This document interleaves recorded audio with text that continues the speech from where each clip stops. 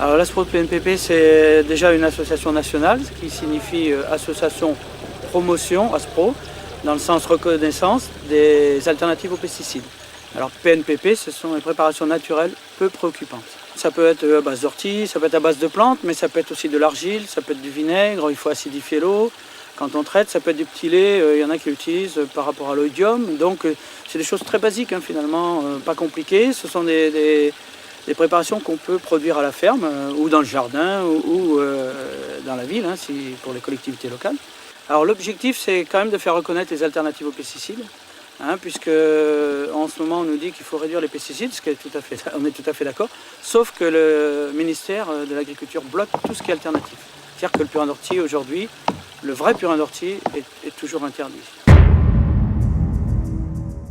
C'est qu'en donnant une fausse recette, ils dévalorisent complètement le produit. Tout le monde va dire c'est nul, ça ne marche pas. Au ministère, ils sont convaincus que c'est de la poudre de perlimpinpin. Donc ils ont fait une recette poudre de perlimpinpin. Voilà. Et c'est le meilleur moyen de dire ça ne marche pas quand on dévalorise le produit. On a aidé l'association avec d'autant plus de facilité que c'est bien un problème de sens auquel on est opposé aujourd'hui avec la position de la France sur ces produits-là.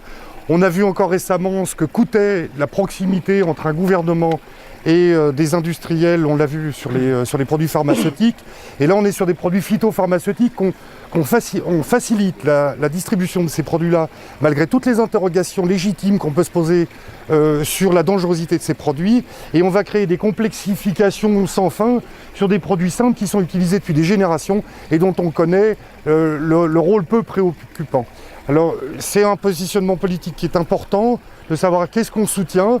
C'est très bien de cultiver des plantes avec une charte comme ils le font. Parce qu'il y a aussi quand même dans ce métier-là beaucoup de charlatans, presque autant que chez les pharmaciens, je dirais.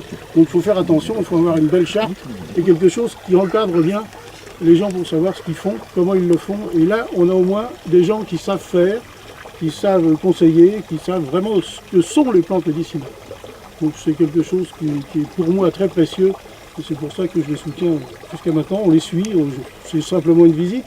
Mais ça nous permet aussi, nous, avec une petite manifestation qu'on a, qui s'appelle le marché de l'herboriste, où là, on a très peu de plantes qui soient bien. J'espère qu'un jour, certains arriveront à venir, sauf que c'est au mois de juin, et au mois de juin, c'est pas pratique pour les producteurs.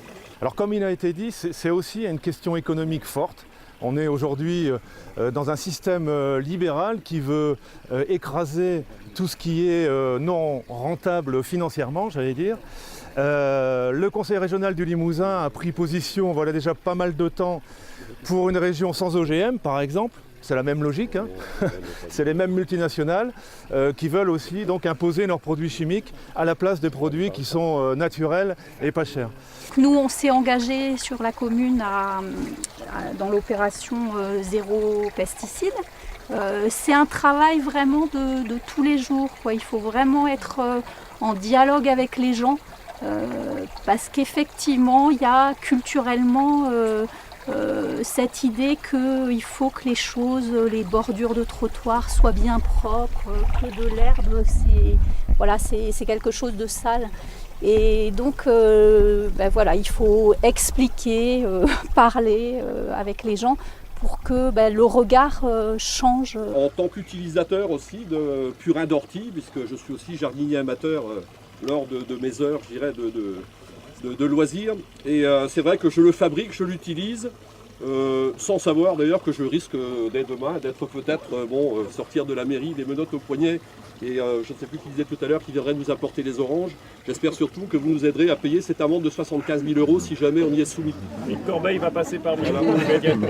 Je rappelle que la situation aujourd'hui n'est pas satisfaisante et que l'État doit faire le nécessaire pour simplifier et se mettre au niveau des autres pays européens.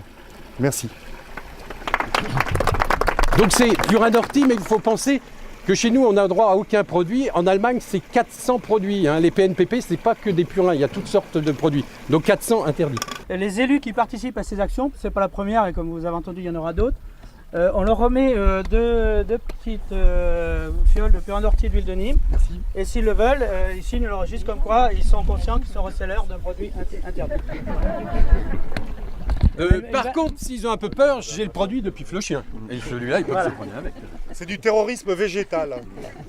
Mais je crois que si effectivement les élus ne s'engagent pas à un moment donné, eh ben, il manque quelque chose dans la ligne démocratique dans un pays comme le nôtre.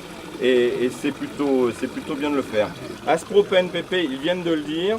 Depuis la semaine, la région Limousin a pris le pari de les soutenir. Simplement dire qu'on s'engage avec Aspro PNPP sur 5 ans sur le soutien à l'emploi. Et le soutien à l'emploi sur 5 ans, c'est 13 044 € par an. Ce qui veut dire que ce n'est pas quelque chose de symbolique, ce n'est pas quelque chose d'anecdotique, c'est vraiment un engagement très très fort. Arrêtez. Deux élus écologistes sur 2, le ratio n'est pas bon. Arrêtez ça. Bon, allez, 3 sur 3. Allez, 3 sur 3.